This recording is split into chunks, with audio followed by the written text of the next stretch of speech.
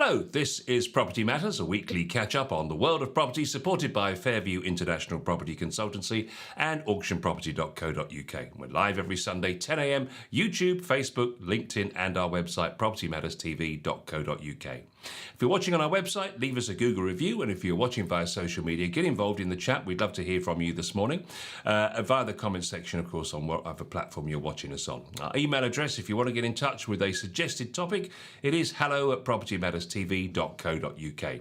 You can also get us on a move with a podcast out on Monday at 10 a.m. on any of the platforms on the other side of the screen. And of course, we're live on Dilsey Radio as well. Hi, Joe. How you doing? Yes, good morning. Good morning, everybody. And what a bright and beautiful day to be talking property. Indeed it is. And let's just look at this week's House Price Index from Zoopla. This is the May data. The headlines are as follows. The annual UK house price inflation is now running at minus 0.1%, so pretty much flat. At a city level, price inflation ranges from minus 3% in Ipswich to plus 3.6% in Belfast. We'll cover that in a minute. Southern cities continue to register modest price falls. Momentum in sales activity continues with 13% more sales agreed. There are more homes for sale than at any point in the last 8 years, up 20% year on year in numbers terms and 25% higher in values terms. More supply boosts choice, but that will keep inflation low in the second half of the year. And the north-south divide in house prices is set to remain. So much for levelling up, as we say. And the general election is likely to reduce the upward momentum in sales agreed, but committed buyers will continue to secure sales. So those are the headlines, Joe. No surprises in there, I guess, really? No, nothing really. It's pretty much a standstill. It's all about where the economy is, where people are, and of course with the cost of living, etc. It's pretty stagnant to some extent. But yes, there's more property available for sale. I think the cost of living and the interest rates are probably driving some of that to come on the market. People making decisions whether they want to continue to stay where they are or downsize or move out of the area and cash in. There are a number of other factors which obviously are always pointed out by Zoopla and Rightmove. Things like, for example, people are coming to the end of their sort of fixed term mortgages in some cases, so they've got to make those changes, and therefore it's probably better to sell, get out and refinance, or sell, get out and cash in. So there's more stock coming on the market with other issues in mind, of course. And then there is the cost, the time of end of term for interest only scenarios. There's quite a lot of that discussion going on, where people have come to a point where they, in the next year, 18 months, 2 years, will probably need to settle their interest only scenario, which the 25-year term is coming to an end. And so there is more availability of stock that thinks that they need to sort of sell and perhaps downsize or move somewhere else. So those are all the other driving factors, apart from the economic driving factors that are currently in place. And so yeah, no real surprises there, Paul. I think it's quite interesting. The devil is in the detail. There's £230 billion worth of houses for sale at the moment. That's 25% higher than a year ago. And what's been interesting is, and we were talking all the way through the pandemic, Joe, about the fact there were no 3 and 4 bed homes for sale. Well, there's been a rapid recovery in the supply of 3 and 4 bed homes. That's where the big growth area in terms of the number of houses now available. And one wonders whether the point you just made there, the fact that the people who maybe have these 3 and 4 bed houses have been on fixed rates for 5 years, let's just say, and now they've come to the end of that rate and they've realised that this is not what they can afford, perhaps. It's a combination of both those scenarios, Paul. Definitely the fixed rate, and of course the rates went up, 14 times in the last year. So it's really, throwing the ball out of the park in terms of, where that affordability has come. And the second part is that there have been quite a lot of discussion of the end of the 20-25 year term that they've had overall on an interest only.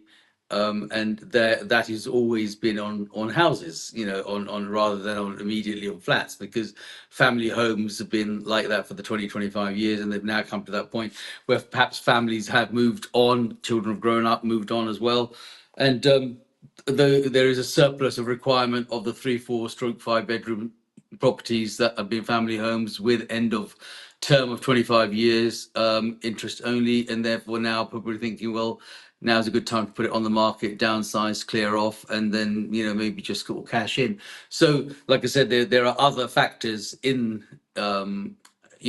discussion other than what are normal factors of political and financial gains and not so gains in the marketplace.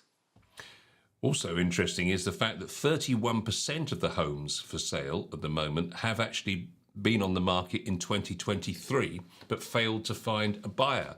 So a third of homes have already been put on the market, but of course were withdrawn because interest rates at the second half of last year rocketed, and therefore people really didn't want to commit, or buyers were reticent to commit.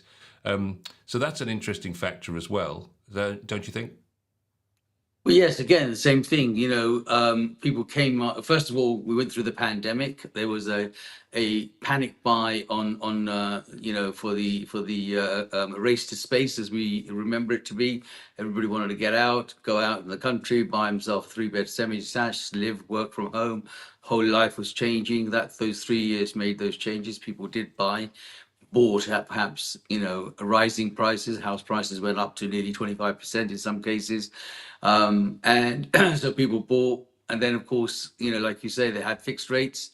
Those rates have been shooting up, or coming to the end of their time now, and they're now at 5.25 base rate. So some of them might have been fixed at 2% or 1.5 or 2.5%. So they've all doubled in their costs. And so there are many factors that one has to sort of consider as to why that would be.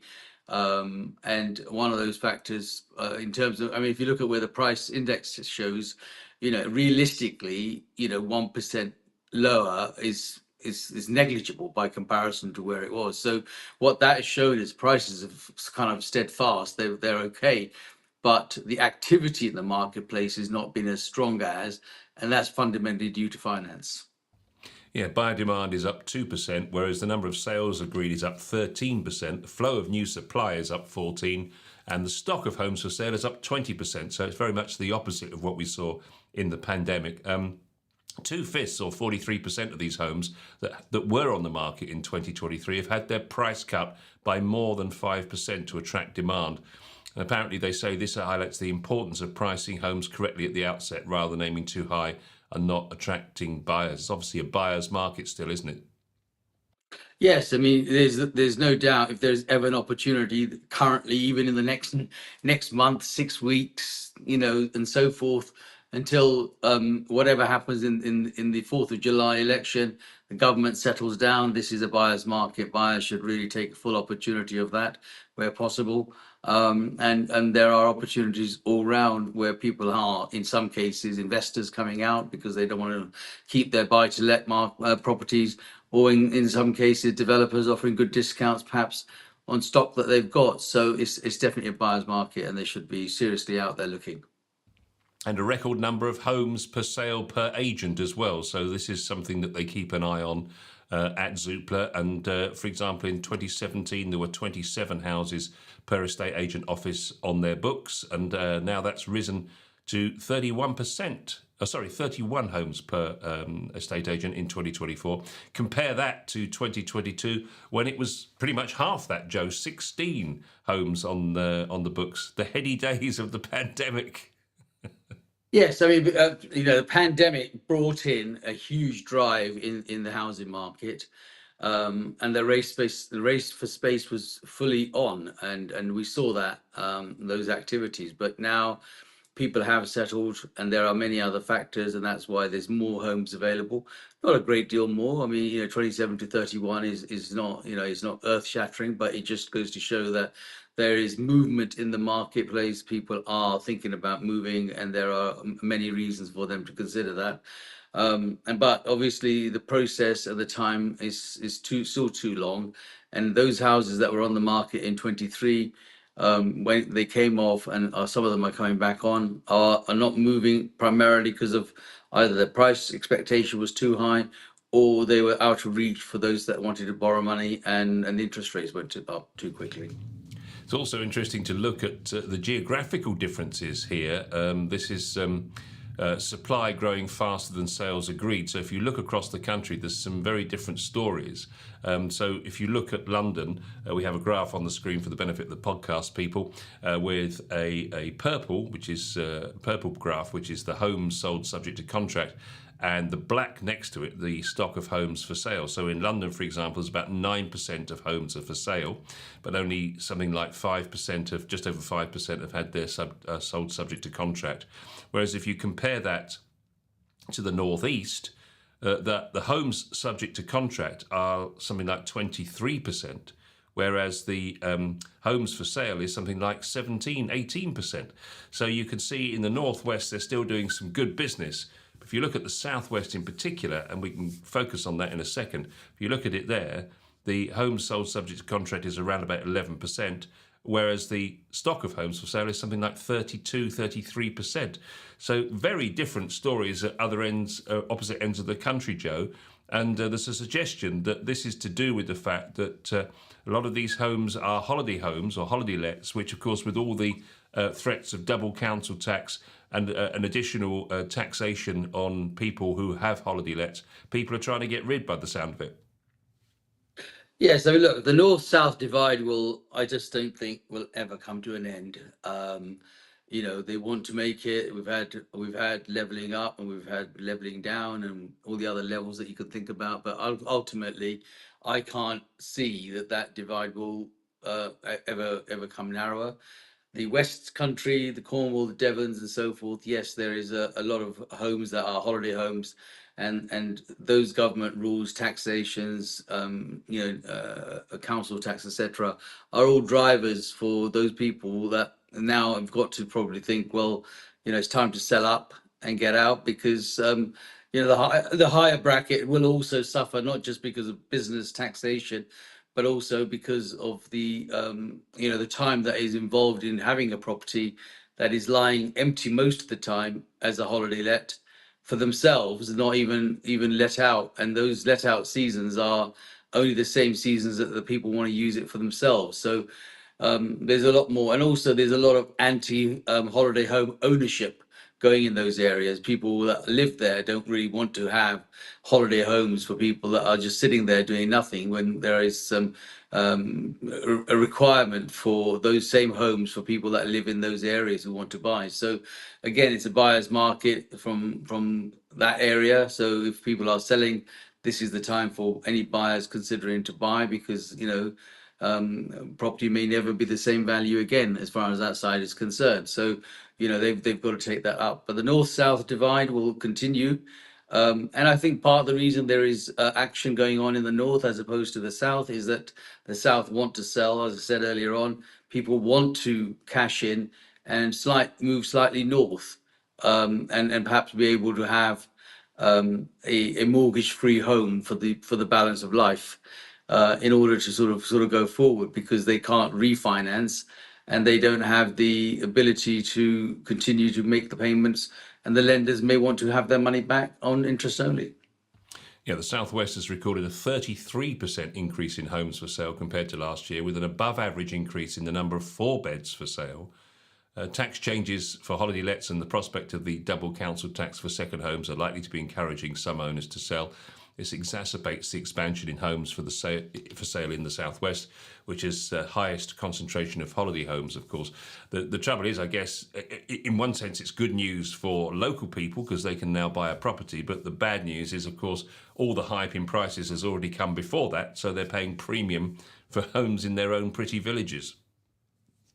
Yes, look, it's the lesser of the two evils. You either have some stock that you can buy, or you can continue to moan about the fact that the prices have gone up. Prices would have maybe gone up anyway, because that's what the market did generally. It wasn't specifically a target for the Southwest or any of those areas where people have bought holiday homes. It was general marketplace. The other thing is, throughout the pandemic, we saw a massive flee from cities outer into that, and they may not have been for holiday homes. They may have been that this was an opportunity for them to move. But when reality kicks in, Paul, you find that communication is the answer to the problem. I mean, you can't communicate, you can't travel to your city, to your London job as often as you like to. And now we've also noticed after the pandemic how many people want to go back to offices and get into that sort of environment where they have camaraderie, people that they're going to work with, and that general sort of feel of belonging to an organization as opposed to being isolated, sitting in a country home, perhaps even with lack of internet facilities. And all of those things are frustrating. I mean, the number of conversations we now get when people are now asking where they move to has the ideal internet connection. That is a huge thing because, as we all see, when we lose our mobile phones for a matter of minutes, you fumble around looking for it and say, oh my God, my world is collapsed because I haven't got my mobile phone.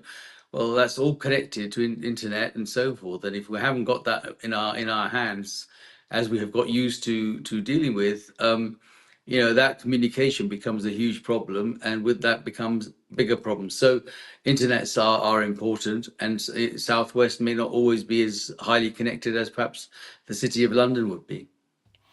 Saying that the annual UK house price inflation remains slightly negative at 0.1%. There's been an increase in house price inflation over the last quarter of 0.4% in response to more sales and firmer pricing, but this quarterly growth has slowed over the last month, and they expect that price inflation on houses will be flat over 2024. But I guess that's no bad news considering the gains that we've had over the last few years. But what's interesting, Joe, is the geographical variation in house price inflation. We've got a graph on the screen here. We mentioned it at the beginning. Ipswich is down -3%, and it goes all the way through to York and Leicester being fairly stable, and then up to sort of Blackburn, Bolton, Burnley, and Belfast. All of those places registering quite significant gains in prices on an annual basis. But what's interesting, if you look at where the losses are, Joe, look at the number of coastal places. You've got Norwich in there, Hastings, Brighton. You've got Hull, Southend, Bournemouth, Southampton, for example, Plymouth, all in there. They're all registering negative growth over the year. Seems that people who wanted to buy during the pandemic and went to get by the sea have another change of mind, perhaps. Well, of course, it's all, what do they say? All that glitters not gold. And it's the same scenario here. All that sort of running into the countryside and being out by the sea doesn't always, gel well with a lot of things now. We've got used to a very fast pace of life in the cities, be it London, Manchester, Leeds, Glasgow, wherever. And all of the sort of stockbroker belts around you. And then when you actually isolate yourself to a countryside location, perhaps like, West Country, etc., you start to realize that, it's not where you want to be. So people do sort of want to come back, sell, and deal with it. Sometimes it looks and sounds better than it probably really is. And people do find that. I mean, I've spoken to many people that feel that they've gone out somewhere and it's now not what it was because they are missing the connectivity, the buzz, and the access, and the time it takes to get from somewhere to.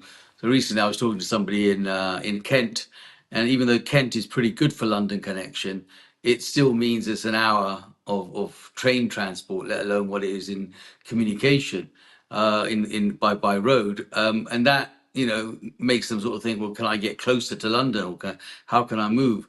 But then there's a cost of moving that involves in that. So you've got to balance the cost of moving with the cost of transportation to get to where you want to be and whether that is sufficient. So yeah, a lot of factors now being taken into consideration. And talking about the general election impact, they say that elections, as we've discussed in the past as well, normally lead to increased uncertainties and some stalling in the market. But this election announcement is likely to stall the pace at which new sales are being agreed, they say, in the coming weeks as we run up to the start of the summer slowdown. But there's currently 392,000 homes in the sales pipeline working their way through to completion over 2024.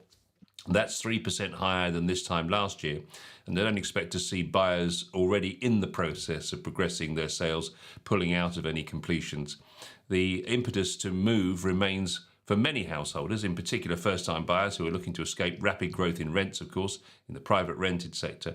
Similar true of upsizers, many of whom delayed moving last year when mortgage rates moved higher. And in some respects, Rishi has done you a bit of a favour, really, Joe, because we're coming into the summer slowdown, and he's slowed it down a couple of weeks earlier than it would have done. Yes, for the first time, they might have actually got the timing for the election right for the housing market. Selfishly, even though they've probably done a damn good job in buggering most other things up, but certainly, the slowdown when the weather starts to change naturally happens. Kids break off school, and when that starts to go, then of course the housing market, sort of latter part of July, most of August and early part of September is normally pretty flat, primarily due to summer holidays and other family commitments. But so yeah, from that point of view, Rishi has done well to throw the gauntlet out for the election, and also the fact that it's a short, sharp measure. I mean, you only got four weeks or so of campaigning and then results, and so therefore it's not a long, prolonged lead up to an election, which normally can be very, very harming for and damaging for the property market. But I don't think we're going to see a significant change in the housing market over the next month, whilst they sort themselves out to who becomes, who gets the keys for number 10. They say that property sales in the year are going to fall slightly short of the expected 1.1 million that they were predicting for the year. So perhaps the uncertainty of an election's had a little bit of a dampening on that. And that leads us to really what everybody's expecting or will expect a new government to do with the housing market. And that's really where our focus is for our second question that we're going to talk about today. Certainly a new survey by Rightmove suggests that reforming the stamp duty system should be a top priority for the upcoming government. This is their survey. They interviewed 14,000 people, also found that the other top priorities for homeowners, in addition to stamp duty reform, including simplifying the house buying process, incentives to help homeowners make improvements, more mortgage schemes to help people afford to move in the first place, and incentives for downsizing. For renters, the most important priorities for the next government should be more support for first-time buyers, they say, more mortgage schemes to help people afford to move, a simplification of the home buying process, building more homes and energy-efficient legislation for rental properties. The company said that stamp duty represents a barrier, particularly in higher-priced areas such as the South, and could be preventing thousands of people from moving. Rightmove called for a more regional approach to stamp duty and better support for downsizing. Now, we already talked about the downsizing factor. There are going to be quite a lot of people, older people, who are sat in 4 and 5 bed houses that really can't afford to move down because they're just going to lose so much in tax. But it's interesting, isn't it, this suggestion that we should link somehow the stamp duty to the price differentials in the markets. So, for example, if you've got 250,000 as the opening ceiling for where you start paying, quite a lot of houses in the northeast are not going to get to that factor, whereas pretty much everything in the south, unless you're a first-time buyer, of course, is going to attract a stamp duty. Yeah, look, it's not the case of one rule fits all situation, because there is that massive divide between the north and south in valuation and house prices and the market. Stamp duty has always been one of those areas that, as I've said consecutive governments has used as yo-yos of when it suits them to raise them and when it suits them to decrease them in order to generate the activity in the housing market. I don't really think that the Treasury are really that interested in losing the amount of money that they get. But if they don't have the activity, they won't get as much. So there will be some changes depending on who comes in order to rejuvenate and re-kickstart, what is a very good income level for the Treasury and for the government in the housing market. Most of what Rightmove's survey shows is pretty normal. None of it is particularly, earth-shattering and exciting. They've not come up with anything particularly amazing. It's pretty much, the norm of what is a desire in the housing market. Stamp duty and the variations and opportunities are all things that have all been discussed endless times, really, but they will only happen when it suits the government in order to motivate the housing market or motivate the building market. That's what it's all about, really. And with new home developers and the fact that they're not all hitting their targets, they will need to increase some sort of incentive in order to make sure that happens.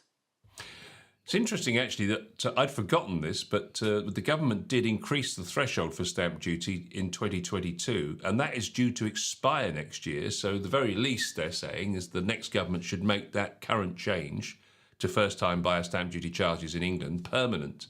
So that's not actually permanent. So it could go back down. I think it was 125, wasn't it? If I remember rightly. It was, yeah, it's 250 to 125, and it could stay back at 250 permanently. So, Well, it needs like I to. said, um, they have made those changes, and they made those to suit them. But of course, they were going to go back down to 125 or 150, whatever the lower was going to be. And it may be that they got to continue that for the foreseeable future in order to generate the market. But it's not enough.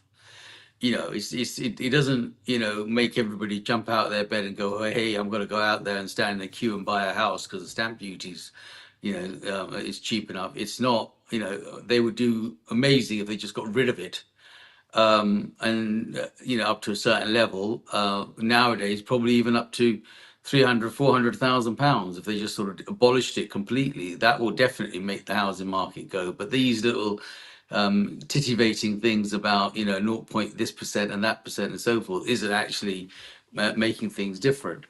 And if you look at the calculation in terms of house price against house stamp duty, sometimes you can mitigate the cost of that stamp duty in negotiating the price in the current market, which is a buyer's market, and say to yourself, okay, well, if I've saved £10,000 on a price, theoretically, I've saved my stamp duty cost, because obviously I'm going to have to pay the stamp duty at X. But it just means that the pain is not as bad as it might have been if you've got paid full price and stamp duty and cost of surveys and cost of this and cost of that. So sometimes a little bit of negotiation could make it that sort of feel good factor happen purely in the overall calculations.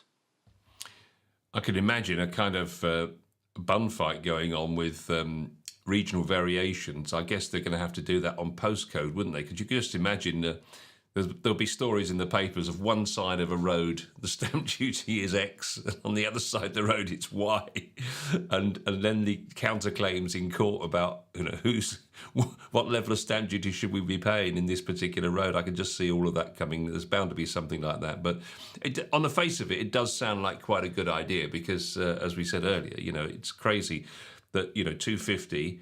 You could probably buy a 3, possibly even in certain places, a 4-bed house for that money and still pay no stamp duty in the northeast. But down here, you wouldn't even get a 2-bedroom house. It's if you want to go to the northeast. If you want to go to the northeast, those opportunities are great. True. But it's the fact that no people want to go there. That's why that north-south divide exists. There's a way of life and what people want, and when you get used to it, you have to look at the other side of the coin, Paul. You know how many people from the north want to come to the south. And they want to come to the South for a number of reasons. Communications, one, jobs is the other, lifestyles, all these things are important, especially for the younger generation. They are attracted to the bright lights of London all the time because that's where it's happening. That's the city where they want to be or they want to be close to, not just for people that live in the north, but people that live far apart. Eastern Europe. Europe is full of people in London now on the basis that they are attracted to those opportunities that exist in London. So that's what creates that north-south divide. Even though since the pandemic, the work situation has changed quite a lot, considering the kind of people that, and the jobs that there are. For example, a lot of logistic firms are now based in the middle of the country, so that access to the north, to the south, east, and west is made easier. Deliveries, people are buying online. There's more people buying online than there are probably going into shops. So, the whole logistics has changed. That means that people that are in the logistics business don't mind where they live because at the end of the day, they're driving around the country anyway. So there's a whole number of changes that come, but you can't take away the fact that the bright lights of London is an attraction to the younger generation. Also, there's the matter of green legislation as well, of course, particularly for landlords. If you remember, we were talking a year ago about the fact that landlords were going to have to get their skates on and get their EPCs up to a level C. Because the government's now put that on the back burner, or the last government, should I say now, they've put it on the back burner. Figures show that fewer landlords were making energy efficient upgrades to lower EPC rated properties, going from 36% in 2022 to 26% in 2023. So 10% less investment in green efficiencies from landlords in a year just because the government put it back on the back burner. Part of it is about the back burner, part of it is about affordability. We forget that interest rates went up 14 times. For those people that would have invested in, trying to make their homes more greener, were more concerned about keeping the home, let alone turning it into a greener home. Thanks to the Bank of England, the government, the inflation, and all those other things. So priorities are there. It's not all about trying to be green. We're never going to be green. It's complete rubbish that they're going to get to this net zero, in any time, any given time, because a lot of these things don't stack up at all. But it's, in my opinion, more of a conspiracy to try and get everybody to, get onto the electrical world. I mean, all that electric, and to be honest with you, where are they going to get it from? It's just frightening to think that they're going to try and get, wind power to turn into electric for everybody in order to, supply. You and I know, and anyone that's watching this program will know that, if you got a power cut or you haven't got charged your mobile phone, your world becomes upside down. Just imagine if we had a power cut and we all had no electric and your cars are standing still, your phones are not working, everything that is electric doesn't happen. People will turn to other methods to make sure that will happen. So I can't imagine that anytime soon we're going to have this, lovely green policy that we dream about. On the screen now, we've got a piece by a lady called Beth Rudolph, who is the Director of Delivery at the Conveyancing Association. The interesting piece that she's written here. She talks about the fact that the government has now dissolved, and there's going to be a new one July the 5th. And she says, where are we at? Because the freehold reform bill didn't go through.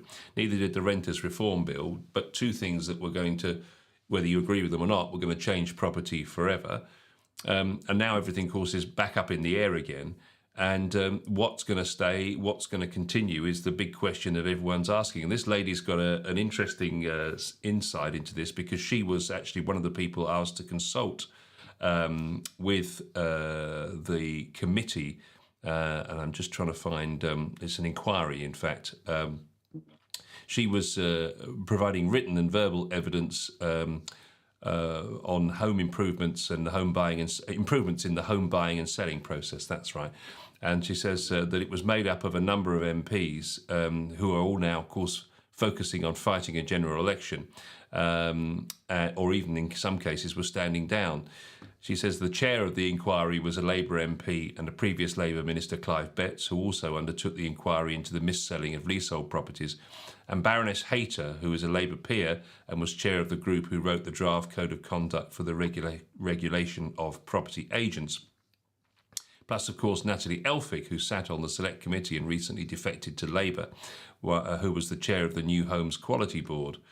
So she's basically saying that they need to, what they presented was the fact that they needed the industry to come together. And she said she believed there was now some evidence of people singing from the same hymn sheet, to use her words, in terms of the need for regulation of property agents, mandated use of upfront information, digital ID and signature usage. And it was her impression that this committee and this inquiry was going to recommend those particular points that she's put together, because there's general consensus across the industry that that's what's needed to speed up the process. Because it's taking, as Rightmove have said this week, that it's taken 7 months from the day that you put your house on the market to the day that you move to your new address. And that has to change, doesn't it, in this 2024 age? Yeah, I think I think we're living in cloud cuckoo land as far as those changes are going to concern. First of all, I have to say to you that the one thing that they did manage to get through was the leasehold reform law. It became law last week, so that scraped through. So there is a total. So she's got that bit wrong whenever she wrote that, and she's got most of the other bits wrong as far as the timing is concerned. We've been trying. I've been in this business for 44 years, and we've been trying to speed up the process for conveyancing ever since. And it's taken 44 years, and we're not any further forward. I can't imagine that in the next 4 or 5 years we're going to get any quicker. In terms of legislation and AML, anti-money laundering, all those other things, they are definitely fast on the hot trails, and those things can happen and probably will happen. Legalizing or making agents a bit more focused is likely to happen and should and can happen. But there's lots of things that she talks about. It's great talk, but actually it's just talk, because it's been talked about for as long as we've been doing this program, certainly within the last 3-4 years almost, and prior to that. So those changes will come, and yes, they're all aspirations, but I can assure you that whoever comes in, whichever type of operation, coalition, new government, whatever that scenario is going to be, all of these things are not on the top of their agenda at this moment in time. And things like the renters reform bill, which Gove spent billions and billions of pounds and time and completely screwed up the industry in his journey doing that, is actually, in my opinion, a welcome break. The fact that he never got anything through, and the fact that it's just sitting there, it may actually bring people back to the marketplace who will continue to buy properties to let, and help the housing market, and help the rental market, and help the councils to have more available accommodation for those that are homeless. Let's be practical about these things. That's what's required. More homes are required. People do need to get back into the private rental sector, and keep that motivated. Maybe not as much as it was. But I can't see, in all honesty, that there are going to be any major changes or wishes on the list of this lady that thing's going to happen, because the majority of it hasn't happened to date. She makes the point that even if the changes are made, particularly, I mean, the one thing she says is, of course, we've got to stop the number of fall-throughs, because people then do a load of work on stuff and lots of money is spent for no good reason. And she says if the process is speeded up, everybody benefits, because the person moves quicker, and everyone gets paid faster. That's another important factor to remember. But she does say that when you're working in a chain, of course, we're all subject, she says, to the work speeds and efficiencies of so many other firms working on their clients' behalf. And we all know that we'll only move at the transaction at the pace of the slowest firm. And And we all know that some of them really are like snail pace. So I guess to some extent, even if we do transform the system, it's still going to be down to the pace of the slowest, weakest link. Yeah, absolutely. Which is why I say it's taken all this time, and the slowest, weakest link are in the conveyancing system. Yeah, and it's them. It is the solicitors that get involved in that and maybe take the workload. Don't have the or qualified team. They may have one good person at the helm, and the rest of them are not sort of taking it. Outsourcing, taking business out of the country to other sections. All of those things are tried and tested. We come across them all the time, and nothing but I was having a discussion, Paul, to give you the basics. I was having a discussion with a very learned household business guy who just said to me, he said, we've gone through the changes. We try and go and say, okay, let's have cheaper electric. So we go to another firm. Or we have a telecommunication. We say, okay, this company is offering a better deal. And you look at all of those scenarios only to come back to the fact that when things go wrong, it's never their fault. It's always someone else's fault. And the only person that suffers in that journey is the customer, the person that makes that change and says, okay, I'll try and have a competitive. For example, my personal experience has been that chap knocks on the door and says, from Virgin Electric, for argument, says, oh, we can offer you a better rate. We can do this. Well, don't have to do a thing. Sign here, and we'll do all the transform, all the changes, everything happens, and you think, okay, well, that's a good idea. I can save some money. Actually, it's the worst idea ever because nobody actually does anything, right? They don't do it. You sign up with something that they come back and say, well, actually, you owe us money as well. And then you say to yourself, why did I do that? I should have just stayed with Southern Electric, because these guys buy their electric from people like Southern Electric. So what's the point? I'd rather pay the extra £10 and stay with them and not have the hassle, and then I'll argue it. So sometimes all these people that said, oh yeah, let's do something cheaper elsewhere, find that, really it's probably better to pay for a good service somewhere and stick to what you know. So, stick to your estate agents that do the things that they do in your local area rather than go to these, new would-bes for nothing. There is no such thing as a free lunch. Sounds like the voice of experience. Thank you, Joe. And then we must leave it for another week on Property Matters. We'll be back soon with another edition.